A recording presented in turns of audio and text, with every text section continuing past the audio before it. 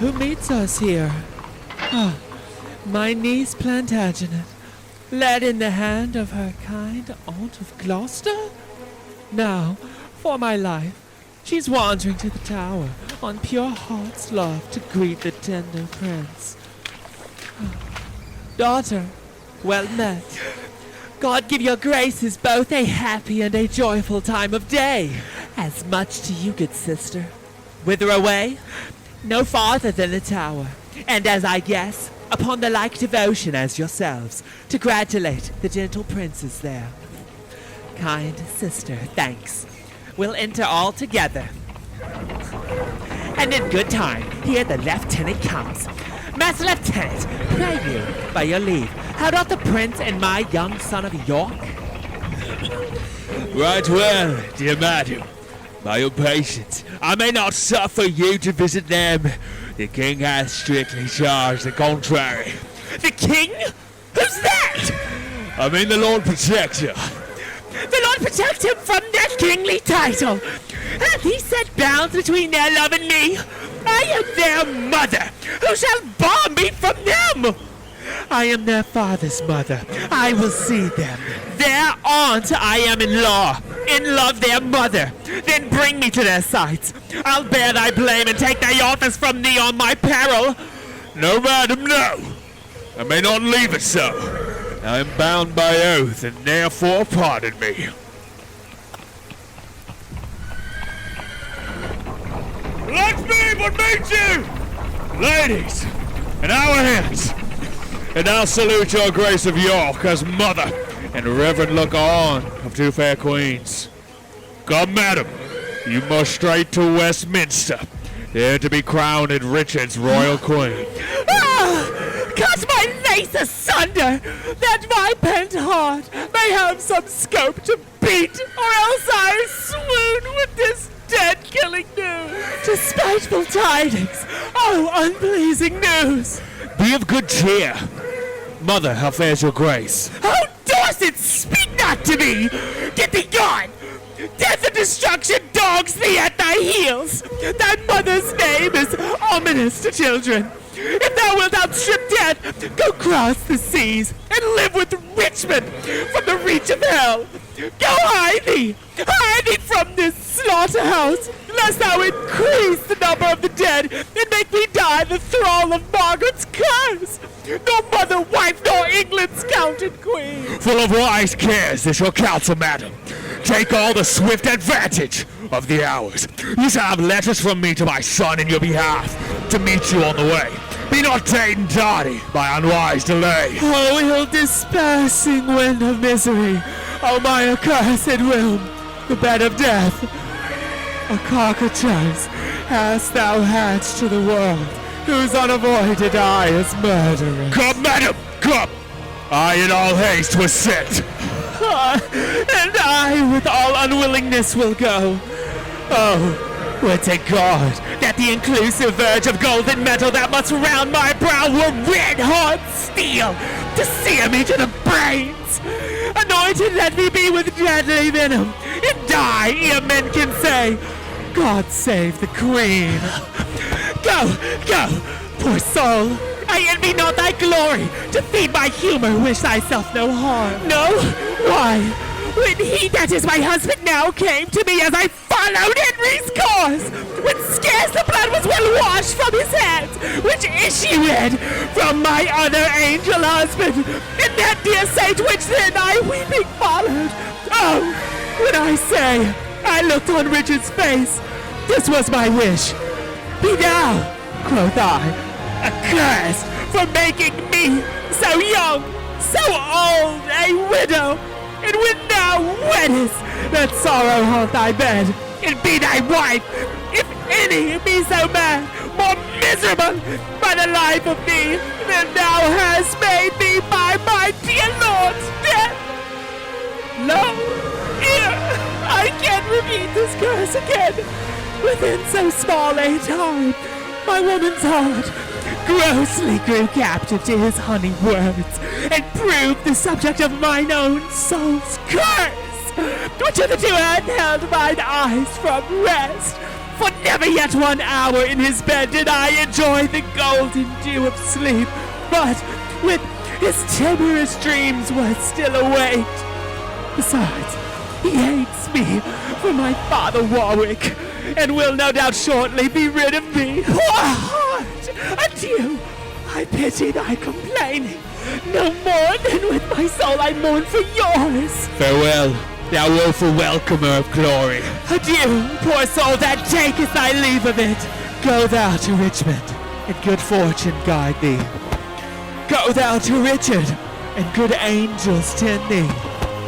Go thou to sanctuary, and good thoughts possess thee.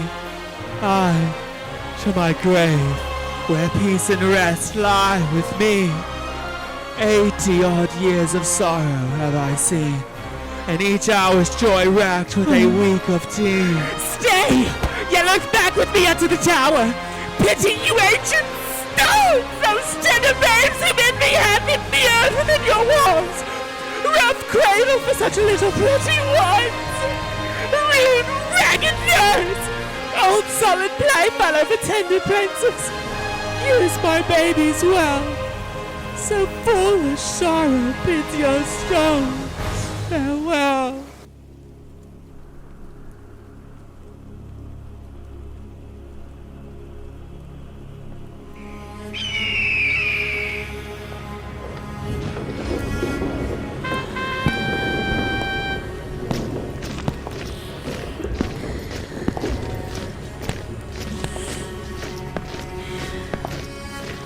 Stand out apart! Cousin of Buckingham, My gracious sovereign! give me thy hand.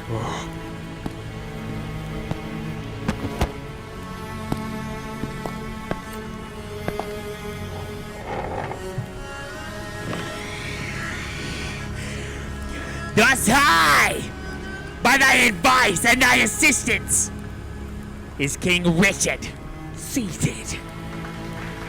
But shall we wear these glories for a day, or shall they last, and we rejoice in them? Still live they, and forever let them last! Ah! Buckingham, now do I play the touch, to try if thou be current gold indeed. Young Edward lives. Think now what I would speak. Say on, my loving lord! Why, Buckingham, I say I would be king. Why? So you're my thrice renowned liege! Am I king? 'Tis so. But Edward lives. True, noble prince! Oh, bitter consequence that Edward still should live, true noble prince. Cousin, thou wouldst not want to be so dull. Shall I be plain? I wish the bastards dead, and I would have it suddenly performed. What sayest thou now? Speak suddenly. Be brief. Your grace may do your pleasure! Thou art all ice. Thy kindness freezes. Say, have I thy consent that they shall die? Give me some little breath! Some pause, dear lord! Before I positively speak of this! I will resolve you herein presently! The king is angry. See, he gnaws his lip. I will converse with iron-witted fools and unrespected boys. None for me that look into me with considerate eyes. High-reaching Buckingham grows circumspect. Boy! My lord! Knowest thou not any whom corrupting gold will tempt unto a close exploitive death? I know a discontented gentleman whose humble means match not his haughty spirit. Gold were as good as 20 orators, and will no doubt tempt him to anything. What's his name? His name, my lord, is Tyrell. I partly know the man. Go call him in, boy. The deep, revolving, witty Buckingham no more shall be the neighbor to my counsels. Hath he so long held out with me, untired, and stops he now for breath? Well, be Be it so. How now, my Lord Stanley? What's the news? No, my loving lord. The Marquess Dorset, as I hear, is fled to Richmond and the parts where he abides.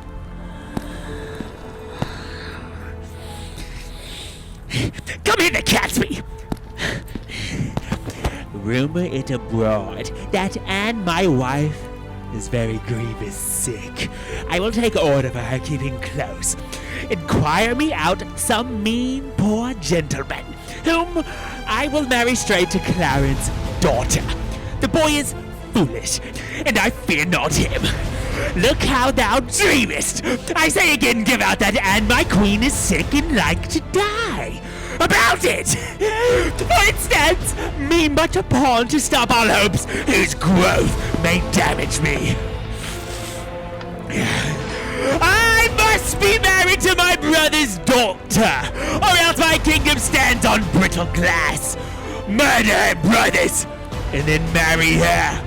Uncertain way of gain, which I am in so far in blood that sin will pluck on sin. Tear, falling pity, dwells not in this eye.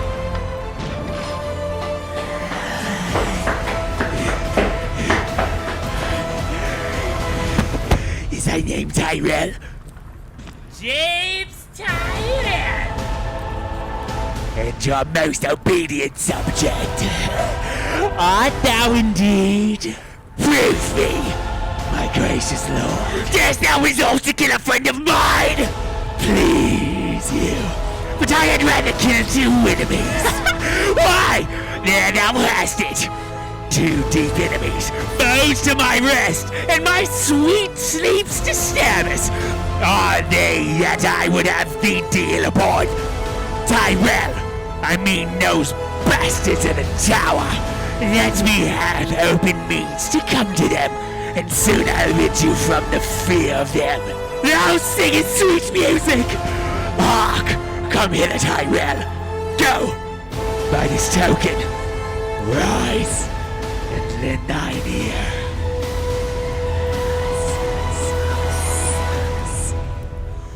There is no more but so! Say it is done, and I will love thee and prefer thee for it. I will dispatch it straight.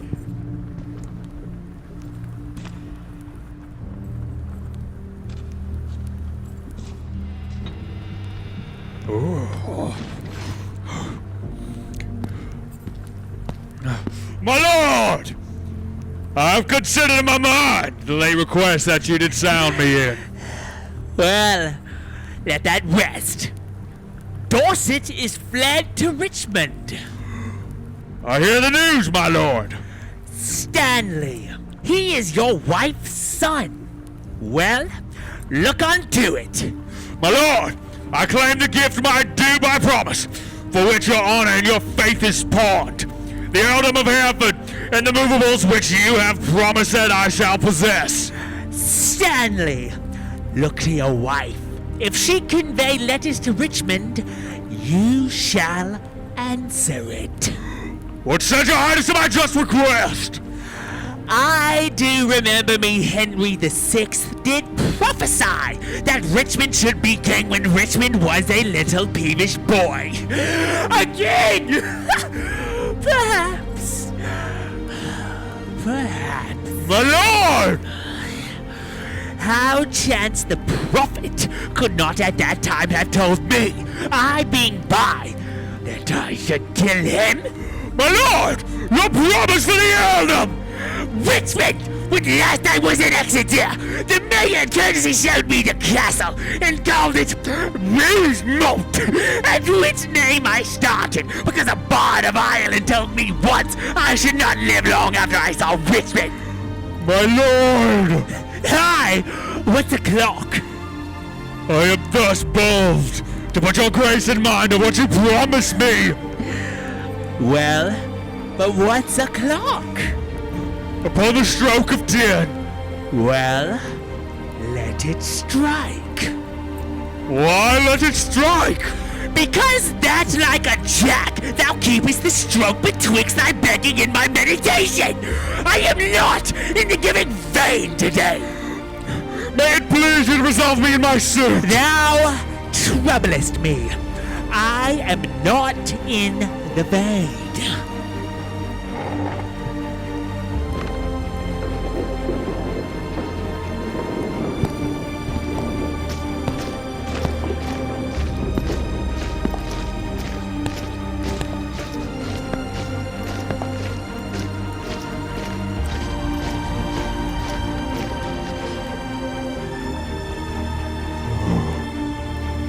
And is it thus? Repays me my deep service with such contempt, and I made him king for this? Oh, let me lay on Hastings and be gone to Brecknock while my fearful head is on.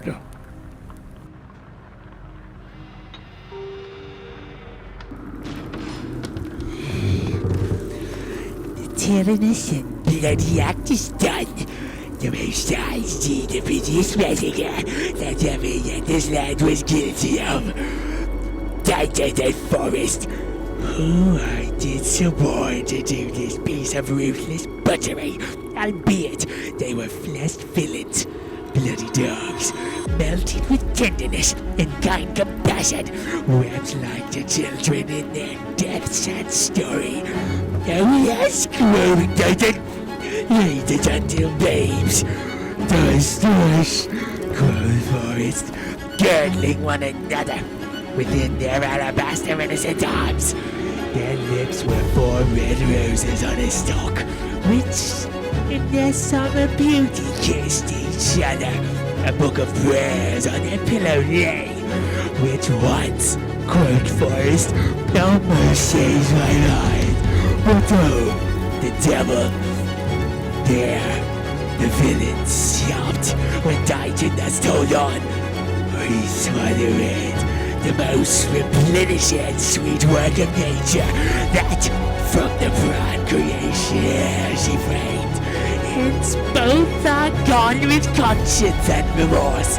They could not speak, and so I left them both to bear this tidings to the bloody king. And here he comes. My sovereign lord! Kind Tyrell, am I happy in thy news?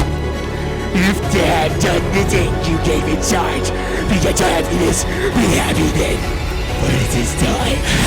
What didst thou see them dead? I did, my lord. And buried little Tyrell. The champion of the tower had buried them. But where, to say the truth, I do not know. Come to me, Tyrell. Soon. After supper, when thou shalt tell the process of their death. Meantime, but think how I may do thee good, and be an inheritor of thy desire. Farewell till then. I humbly take my leave.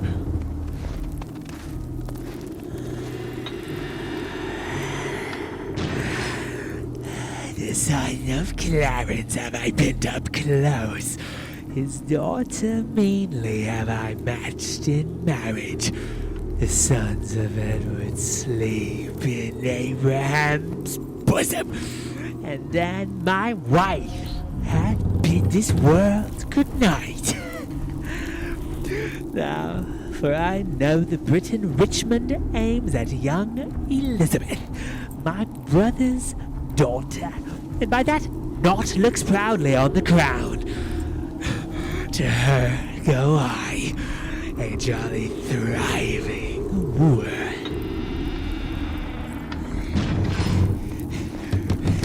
My lord! Good or bad news that thou comest in so bluntly?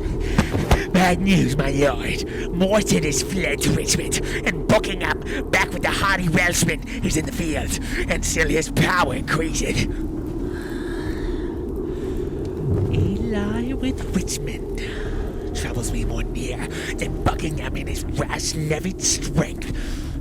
Come, I have learned that fearful commenting is lead and servitor to dull delay. delay leads impotent, and snail pays beggary. Then fiery expedition be my wing, Jove Mercury, and herald for a king. Go, muster men, my counsel is my shield. We must be brave with traitors, brave the field.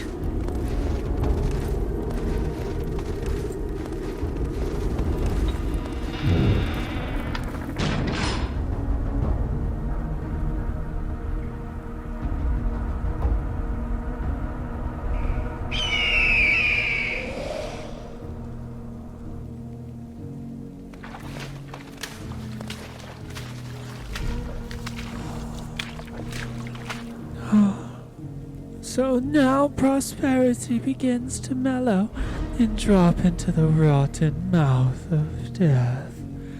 Here, in these confines, slyly have I lurked to watch the waning of mine enemies. A dire induction am I witness to, and will to France, hoping the consequence will prove as bitter, black, and tragical. Withdraw thee, wretched Margaret. Who comes here?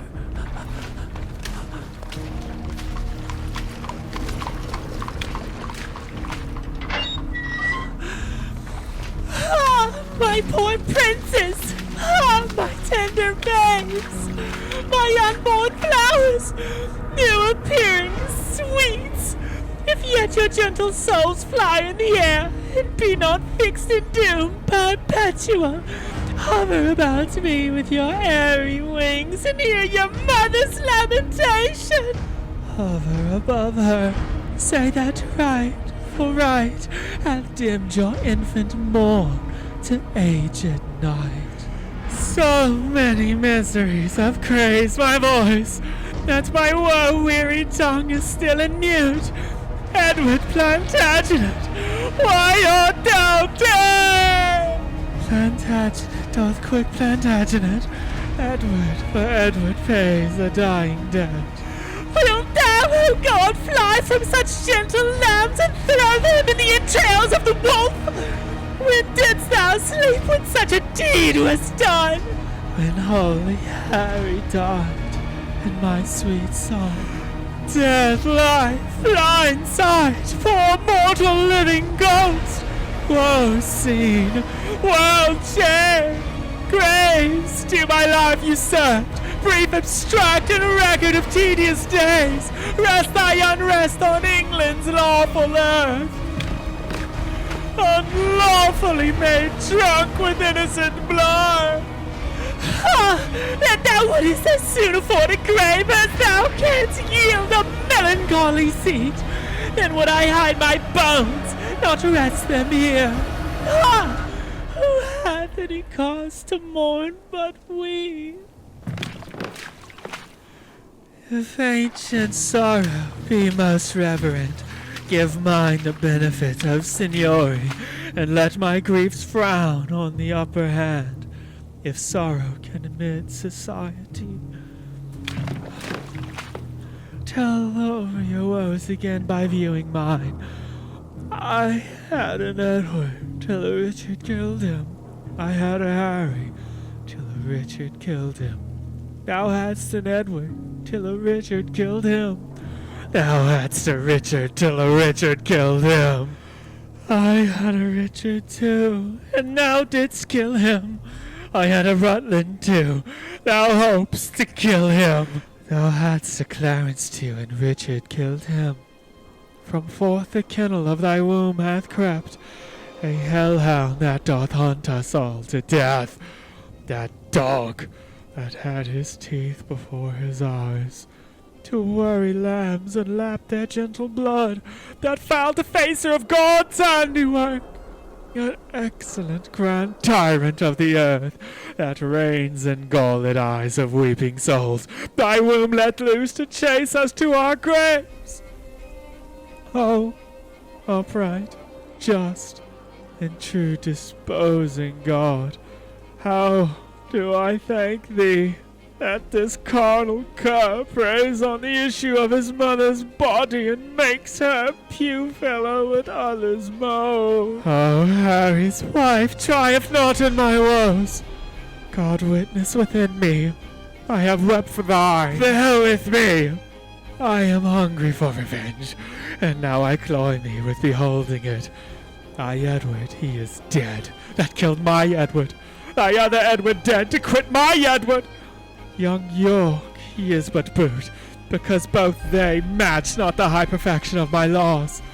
Thy Clarence, he is dead, that stabbed my Edward, and the beholders of this frantic play, the adulterate Hastings, Rivers, Vaughan, Grey, untimely smothered in their dusky graves. Richard yet lives, hell's black intelligencer, only reserved their factor to my souls and send them thither. But at hand, ensues his piteous and unpitied end. Earth gapes, hell burns, fiends roar, saints pray to have him suddenly conveyed from hence. Cancel his bond of life, dear God, I pray, that I may live and say, the dog is dead! Oh, thou didst prophesy the time would come, that I should wish for thee to help me curse that bottled spider, that foul bunch-back toad! I called thee then, vain flourish of my fortune. I called thee then, poor shadow, painted queen, the presentation of for what I was, the flattering index of a direful pageant. One heaved a high to be hurled down below, a mother only mocked with two fair babes, a dream of what thou wast, a garish flag, to be the aim of every dangerous shot, a sign of dignity, a breath, a bubble, a queen in jest, only to fill the scene. Where is thy husband now? Where be thy brothers? Where be thy two sons? Wherein dost thou joy? Who sues and kneels and says, God save the Queen? Where be the bending peers that flatter at thee? Where be the thronging troops that follow at thee? Decline all this, and see what now thou art. For happy wife, a most distressed widow, for joyful mother, one that wails the name, for one being sued to, one that humbly sues, for queen, a very caitiff crowned with care. For she that scorneth me, now scorned of me, for she being feared of all, now fearing one, for she commanding all, obeyed of none. Thus hath the course of justice whirled about, and left thee but a very prey to time, having no more but thought of what thou wast, to torture thee the more, being what thou art. Thou didst usurp my place, and dost thou not usurp the just proportion of my sorrow? Now thy proud neck bears half my burdened yoke, from which even here I slip my weary head, and leave the burden of it all on thee. Farewell, York's wife, and queen of sad mischance. These English woes shall make me smile in France. Oh, thou well skilled in curses, stay a while and teach me how to curse mine enemies. Forbear to sleep the nights and fast the days. Compare dead happiness with living woe. Think that thy babes were sweeter than they were, and he that slew them fouler than he is. Bettering thy loss makes the bad cause a worse. Revolving this will teach thee how to curse. My words are dull, oh quicken them with thine. Thy woes will make them sharp and pierce like mine. Oh. Why should calamity be full of words? Windy attorneys to their clients' woes, airy succeeders of interstate joys, poor breathing orators of miseries. Let them have scope, though what they will impart help nothing else, yet do they ease the heart. If so, then be not tongue-tied.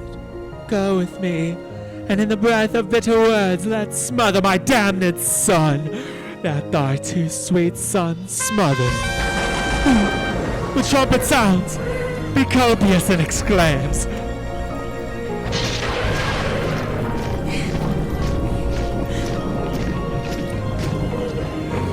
Who intercepts me in my expedition? Oh! She that might have intercepted thee by strangling thee in her cursed womb from all the slaughters, wretch, that thou hast done. Hides out that forehead with a golden crown, where should be branded, if that right were right, the slaughter of the prince that owned that crown, and the dire death of my poor sons and brothers. Tell me, thou villain slave, where are my children? Thou toad! Where is thy brother Clarence, and little Ned Plantagenet and his son? Where is the gentle Rivers? Fawn Grey! Where is Kite Hastings? A flourish! Trumpet! Strike alarm! Drums! Let not the heavens hear these telltale women! Rail on the Lord's anointed! Strike, I say! Either be patient and entreat me fair, or with the clamorous report of war, thus will I drown your exclamations. Art thou my son? I thank God, my father and yourself. Impatiently hear my impatience. Madam, I have a touch of your condition that cannot brook the accent of reproof. Oh, let me speak! Do then, but I'll not hear. I will be mild and gentle in my words. And brief, good mother, for I am in haste. Art thou so hasty? I have stayed for thee, God knows, in torment and in agony. And came I not at last to comfort you? No, by the holy rood, thou knowest it well. Thou camest on earth to make the earth my hell. A grievous burden was thy birth to me. Tetchy and wayward was thy infancy. Thy school days frightful, desperate, wild and furious. Thy prime of manhood daring, bold and venturous. Thy age confirmed, proud, subtle, sly and bloody, more mild, but yet more harmful, kind and hatred. What comfortable hour canst thou name that ever graced me with thy company? Faith none, but Humphrey Hour, that called your grace to breakfast once forth of my company. If I be so disgracious in your eye, let me march on and not offend you, madam. Strike up the drum! Oh, prithee, hear me speak! You speak too bitterly. Hear me a word, for I shall never speak to thee again. So? Either thou wilt die by God's just ordinance, you, from this war thou turn a conqueror, or I with grief and extreme age shall perish and never more behold thy face again. Therefore take with thee my most grievous curse, which in the day of battle tire thee more than all the complete armor that thou wearest. My prayers on the adverse party fight, and near the little souls of Edward's children, whisper the spirits of thine enemies, and promise them success and victory. Bloody thou art, bloody will be thy end. Shame serves thy life, and doth thy death attend. Though far more cause, yet much less spirit to curse abides in me. I say amen to her. Stay, madam. I must talk a word with you. I have no more sons of royal blood for thee to slaughter. For my daughters, Richard, they shall be praying nuns, not weeping queens, and therefore level not to hit their lives. You have a daughter called Elizabeth, virtuous and fair, royal and gracious. And must she die for this? Oh, let her live, and I'll corrupt her manners, stain her beauty, slander myself as false to Edward's bed, throw over her the veil of infamy, so she may live unscarred of bleeding slaughter. I will confess she was not Edward's daughter. Wrong not her birth. She is a royal princess.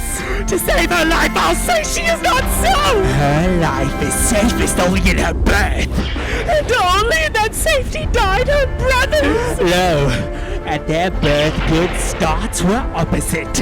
No, to their lives ill friends were contrary. All unvoided is the doom of destiny. True. When avoided grace makes destiny, my babes were destined to a fairer death. If grace had blessed thee with a fairer life. You speak as if that I had slain my cousins. Cousins indeed, and by their uncle cousin of comfort, kingdom, kindred, freedom, life. Whose hands however launched their tender heart, thy head all indirectly gave direction. No doubt the murderous knife was dull and blunt, till it was whetted on thy stone hard heart, to revel in the entrails of my lambs. But that still use of grief makes wild grief tame. My tongue shut to thy ears, not name my voice, till that my nails were anchored in thine eyes. And I, in such a desperate bay of death, like a poor bark of sails a tackling raft, rush all to pieces on thy rocky bosom. Madam, so thrive I in my enterprise and dangerous success of bloody wars, as I intend more good to you and yours than ever you or yours by me were harmed. What good is covered with the face of heaven to be discovered that can do me good? The advancement of your children, gentle lady. Up to some scaffold there to lose their heads! Unto the dignity and height of fortune, the high imperial type of this earth's glory. Flatter my sorrow with report of it. Tell me, what state, what dignity, what honor canst thou demise to any child of mine? Even all I have, I and myself and all, will I withal endow a child of thine. So in the least of thy angry soul, thou drown the sad remembrance of those wrongs which thou supposest I have done to thee. Be brief, lest that the process of thy kindness last longer telling than thy kindness date. Yet know that from my soul I love thy daughter. My daughter's mother thinks it with her soul.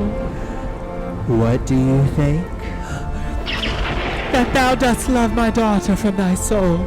So from thy soul's love didst thou love her brothers, and from my heart's love I do thank thee for it. Be not so hasty to confound my meaning. I mean that with my soul I love thy daughter and do intend to make her Queen of England. Well then, who dost thou mean shall be her king? Even he that makes her queen, who should be else? What? Thou? Even so, how think you of it? How canst thou woo her? That's what I learn of you, as one being best acquainted with her humor. And wilt thou learn of me? Madam, with all my heart. Send to her by the man that slew her brothers a pair of bleeding hearts. Thereon engraved Edward and York. Then happily will she weep. Therefore present to her, as sometimes Margaret did to thy father, steeped in Rutland's blood, a handkerchief, which, say to her, did drain the purple sap from her sweet brother's body, and bid her wipe her weeping eyes withal. If this inducement move her not to love, send her a letter of thy noble deeds. Tell her thou madest away her uncle Clarence, her uncle Rivers, aye, and for her sake madest quick conveyance with her good aunt Anne. You mock me, madam. This is not the way to win your daughter. There is no other way, unless thou couldst put on some other shape, and not be Richard that hath done all this. Say that I did all this for love of her. Nay, then indeed she cannot choose but hate thee, having bought love with such a bloody spoil. Look, what is done cannot be now amended. Men shall deal unadvisedly sometimes, which after hours gives leisure to repent. If I did take the kingdom from your sons to make amends, I'll give it to your daughter. If I have killed the issue of your womb, to quicken your increase, I will beget mine issue of your blood upon your daughter. A grandam's name is little less in love than is the doting title of a mother. They are, as children, but one step below. Even of your metal, of your very blood, of all one pain, save for a night of groans endured of her for whom you bid like sorrow. Your children were vexation to your youth, but mine shall be a comfort to your age. The loss you have is but a son being king, and by that loss your daughter is made queen. I cannot make you what amends I would. Therefore accept such kindness as I can. Dorset your son, that with a fearful soul leads discontented steps in foreign soil. This fair alliance quickly shall call home to high promotions and great dignity. The king that calls your beauteous daughter wife, familiarly shall call thy Dorset brother. Again you shall be mother to a king. And all the ruins of distressful times repaired with double riches of content. What? We had many goodly days to see. The liquid drops of tears that you have shed shall come again, transformed to orient pearl, advantaging their love with interest of 10 times double gain of happiness. Go then, my mother, to thy daughter go. Make bold her bashful years with your experience. Prepare her ears to hear a wooer's tale. Put in her tender heart the aspiring flame of golden sovereignty. Acquaint the princess with sweet silent hours of marriage joys. And when this arm of mine hath chastised the petty rebel, dull-brained Buckingham, bound with triumphant garlands, will I come and lead thy daughter to a conqueror's bed, to whom I will retail my conquest won, and she shall be sole victorious. Caesar's Caesar. What were I best to say? Her father's brother would be her lord? Or shall I say her uncle? Or he that slew her brothers and her uncles? Under what title shall I woo for thee, that God, the law, my honor, and her love can make seem pleasing to her tender years? In fair England's peace by this alliance, which she shall purchase with still lasting war. Tell her the king that may command entreats, that at her hands which the king's king forbids, say she shall be a high and mighty queen, to veil the title as her mother doth. Say I will love her everlastingly. But how long shall that title ever last? Sweetly enforce unto her fair life's end. But how long fairly shall her sweet life last? As long as heaven and nature lengthens it. As long as Helen Richard likes of it. Say I, her sovereign, am her subject love. But she, your subject, loathes such sovereignty. Be eloquent in my behalf to her. An honest tale speeds best being plainly told. Then plainly to her tell my loving tale. Plain and not honest is too harsh a style. Your reasons are too shallow and too quick. Oh no, my reasons are too deep and dead. Too deep and dead, poor infants in their grave. Harp not on that string, madam, that is past. Harp on it still shall I till heartstrings break. Now, by my George, my garter, and my crown, profane, dishonored, and the third usurp, I swear by nothing, for this is no oath. Thy George, profaned, hath lost his lordly honor. Thy garter, blemished, pawned his knightly virtue. Thy crown, usurped, disgraced his kingly glory. If something thou wouldest swear to be believed, swear then by something that thou hast not wronged. then by myself. Thyself is self-misused. Now by the world. 'Tis full of thy foul wrongs. My father's dead. Thy life hath been dishonored. Why then, by God. God's wrong is most of all. And thou didst fear to break an oath with him. The unity the king my husband made, thou hast not broken, nor my brothers died. If thou hadst feared to break an oath by him, the imperial metal circling now thy head had graced the tender temples of my child, and both the princes had been breathing here, which now two tender bedfellows for dust thy broken faith hath made the prey for worms. What canst thou swear by now? The time to come. That thou hast wronged yet in the time or past. For I myself have many tears to wash hereafter time. For time past wrong by thee. The children live whose fathers thou hast slaughtered. Ungoverned youth to wail it in their age. The parents live whose children thou hast butchered. Old barren plants to wail it with their age. Swear not by time to come. For that thou hast misused ere used, by times ill-used or past. As I intend to prosper and repent, so thrive I in my dangerous affairs of hostile arms. Myself, confound! Heaven and fortune bar me happy hours. Day, yield me not thy light, nor night thy rest. Be opposite all planets of good luck to my proceeding if, with dear heart's love, immaculate devotion, holy thoughts, I tender not thy beauteous princely daughter. In her consists my happiness and thine. Without her follows to myself and thee, herself the land, and many a Christian soul. Death, desolation, ruin, and decay. It cannot be avoided but by this.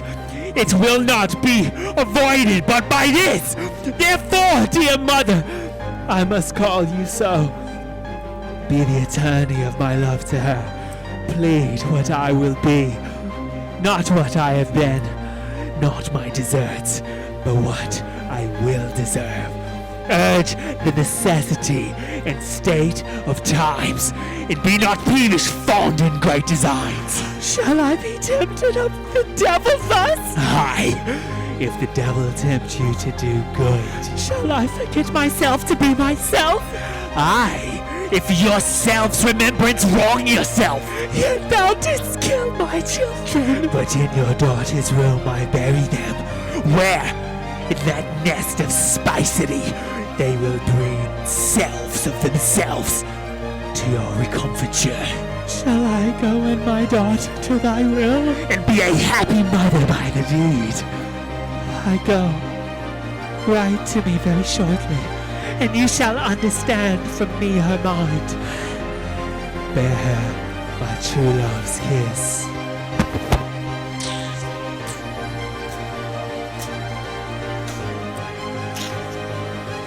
And so, farewell.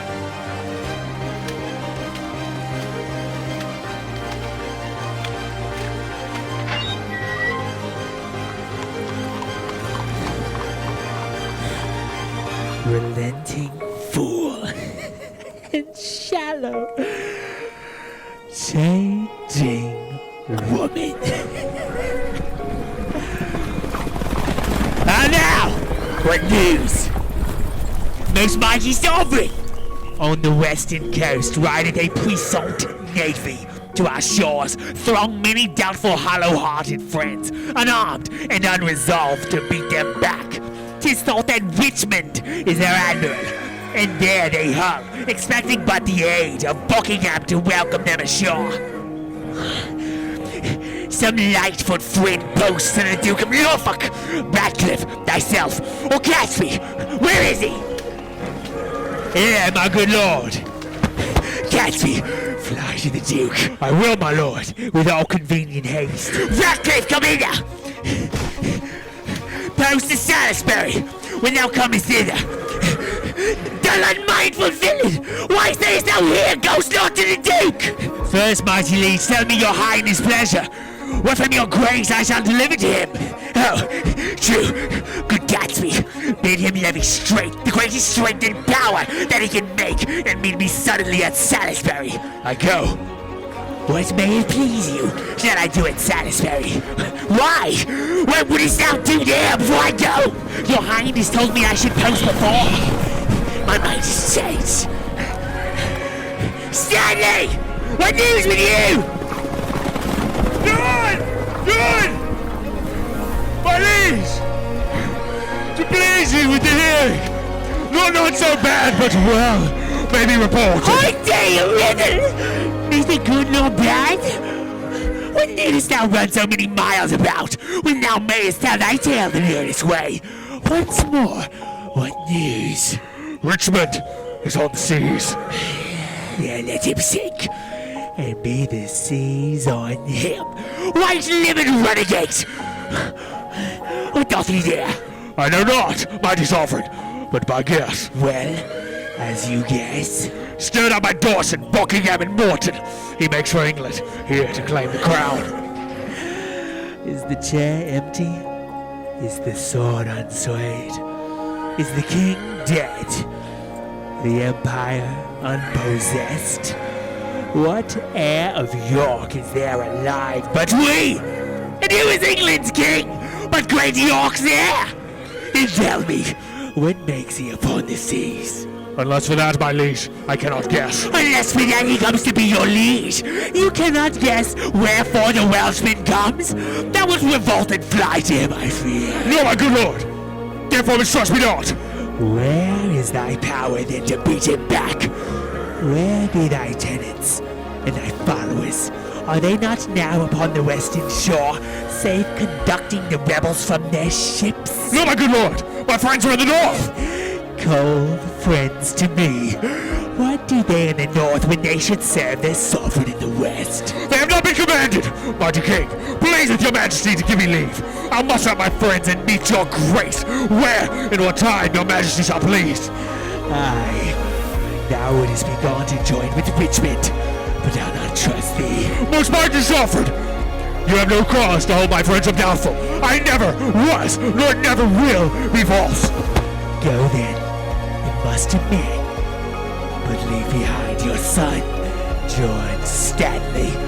Look your heart be firm, or else his head's assurance is but frail. So deal with him, as I prove true to you.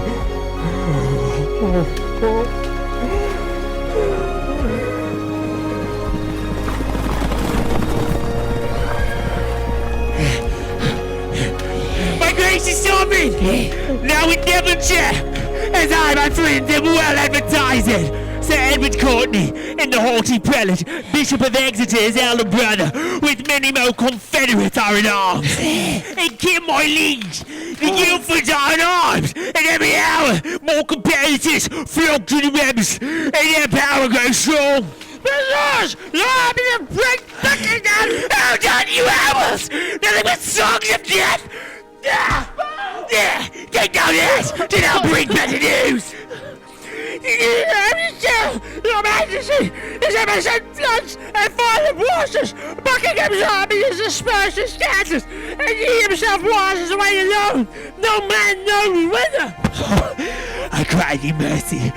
There is my purse to cure that blow of thine. Hath any well-advised friend proclaimed reward to him that brings the traitor in? Such proclamation has been made, my lord. Sir Thomas Lovell and Lord Marquis Dalton to send my liege, in Yorkshire are in arms, but this good comfort bring I to your highness. The British Navy is dispersed by Tempest. Richmond in Dorsetshire sent out a boat onto the shore to ask those on the banks if they were his assistants, yea or no. Who answered him? They came from Buckingham upon his party. He, mistrusting them, hoisted sail and made his course again for Britain. My John, since we are up in arms, if not to fight with foreign enemies, yet to beat down these rebels here at home.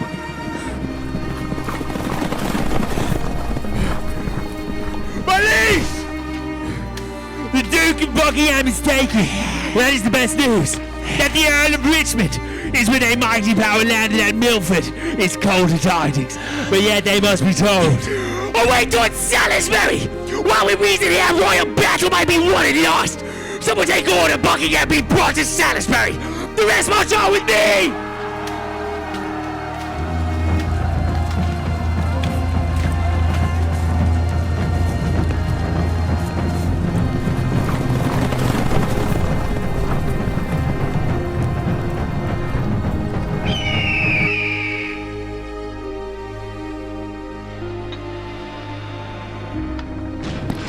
Sir Christopher, tell Richmond this from me, that in the sty of the most deadly boar, my son George Stanley is franked up in hold. If I revolt, off goes young George's head. The fear of that holds my present aid. So get thee God, commend me to thy lord. With all, say that the queen hath heartily consented he should espouse Elizabeth, her daughter. But tell me, where is princely Richmond now? At Pembroke, or at Harford West in Wales. What men of name resort him? Sir Walter Herbert, a renowned soldier. Sir Gilbert Talbot, Sir William Stanley, Oxford, redoubted Pembroke, Sir James Blunt, and Rice ap Thomas, with a valiant crew, and many other great name and worth. And towards London do they bend their power, if by the way they be not fought withal. Well, hie thee to thy lord. I kiss his hand. My letter will resolve him of my mind. Farewell.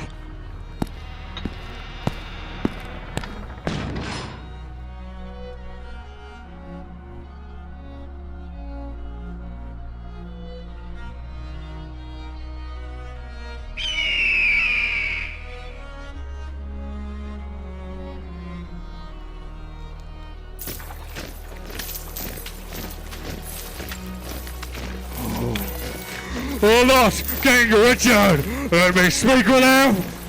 No, my good lord. Therefore be patient. Hastings and Edward Children, Grey and Rivers, only King Henry, and thy fair son Edward, Vaughan, and all that have miscarried by underhand, corrupt, foul injustice. If that's your moody, discontented souls, these three clowns roll this present hour, even for revenge, mark my destruction. This is All Souls Day, fellow, is it not? It is, my lord. Why? Then All Souls Day is my body's doomsday. This is the day which in King Edward's time I wished might fall on me when I was found false to his children and his wife's allies.